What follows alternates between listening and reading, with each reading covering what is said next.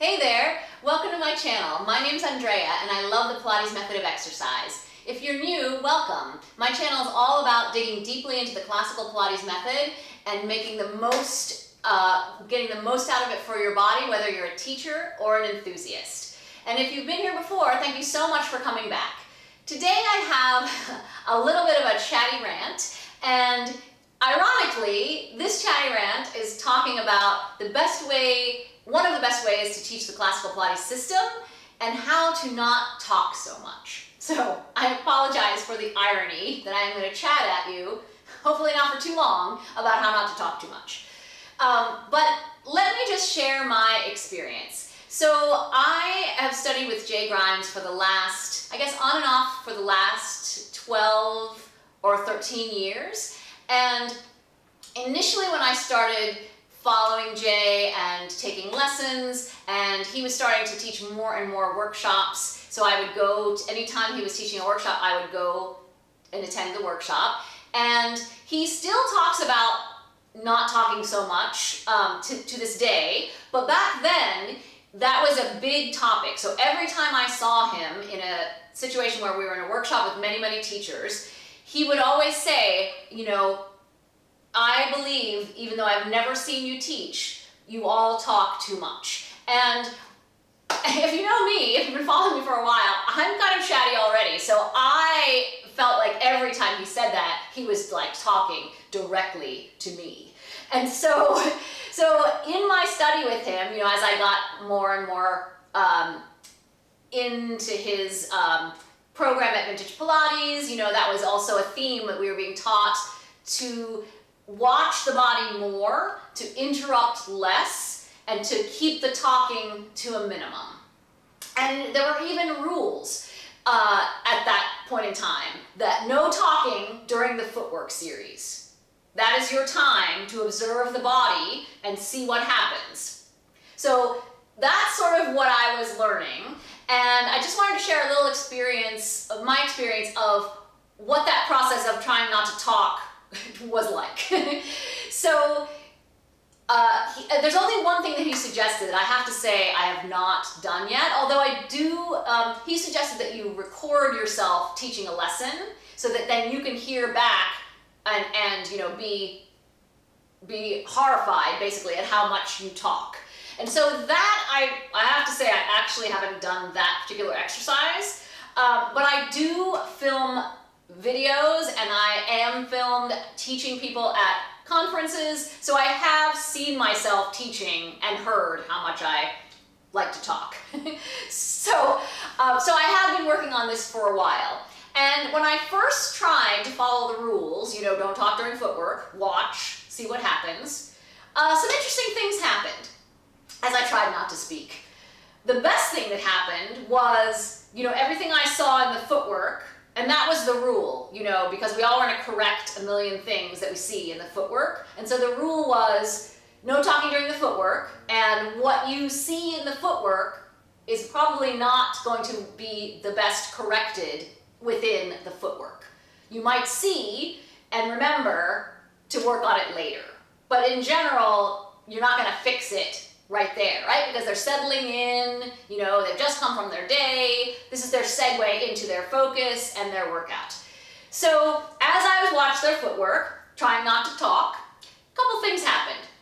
Sometimes by the time they get to, you know, they got to in the V on the toes, then the arch, then the heel. So sometimes, you know, 10 repetitions of each of those positions, sometimes what I wanted to fix and talk about, by the time they get nearly to the end of their footwork, it sort of resolved itself. You know, it was literally their time to kind of shed their outside life, outside the studio, and, you know, become into their workout on the reformer. So that was nice because I thought, hey, look at that, it fixes itself. Woohoo! So the other thing I found when I tried not to talk so much is that I found that my focus and my attention was tied to speaking. So when I didn't talk, sometimes it was hard to pay attention and my mind would wander. So I thought that was very interesting too, because, you know, talking and teaching are really not the same thing. We think they are, but they're really not. And okay, Okay, so that's one thing that happened. I realized that, I need to figure out how to focus and not talk, but that some things do fix themselves if I, leave it alone a little bit. And so I went on and continued and got better. And the other thing I noticed is that not talking so much really helps you prioritize your corrections and really save your talking and your stopping of their movement for when you actually have something really good to say. So the more you can observe, you gather the data, that you're seeing, and then when you do have a correction, it's usually a way better one that has to do with something that's really important, as opposed to like, should my foot be flexed or pointed, So I found that was really helpful too. And the Pilates workout, unfettered by teachers' corrections, is really vigorous and can be very empowering on its own. And you don't want to mess with that. They want to work out. So you want to really deliver something that moves them along and makes them sweat and makes them feel good. If at every turn, every exercise, we have like an exercise every 30 seconds. If you have something to say or stop them every minute, they're not going to get a sense of where we're going and how the movement can kind of be therapeutic on its own.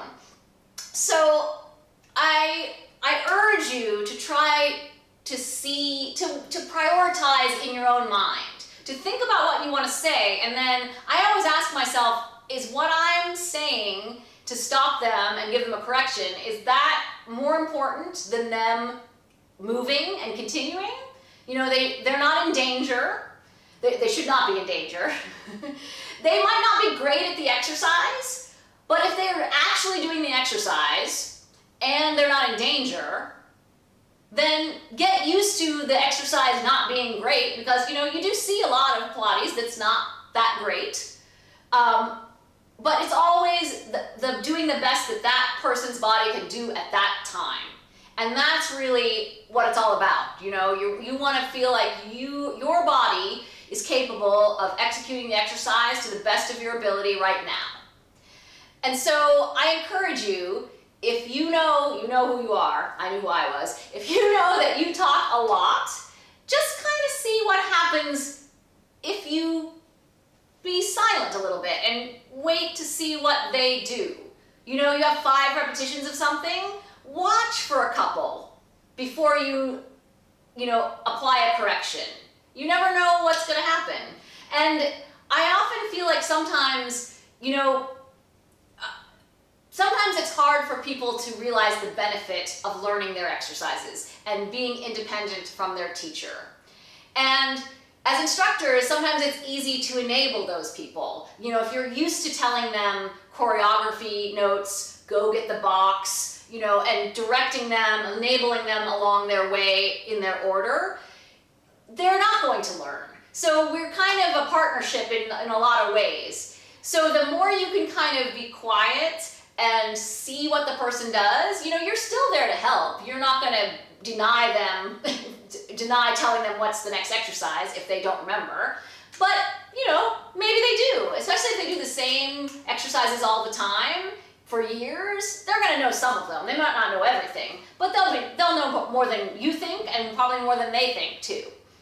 So thank you for listening to my chatty rant about how not to talk so much. And do become a subscriber if you're not one, if you'd like to see more videos like this. I do publish videos normally on Tuesdays and Fridays. The ones that come out on Fridays are usually a workout. The ones that are on Tuesdays are often a chatty rant or a tutorial or something of that nature. So do become a subscriber, click the bell icon so you'll be notified every time I publish a new video. I'm nearly at 5,000 subscribers. Thank you so much for watching. Tell your friends. I could not do this without all of you guys. Love you guys. I will see you later. Bye.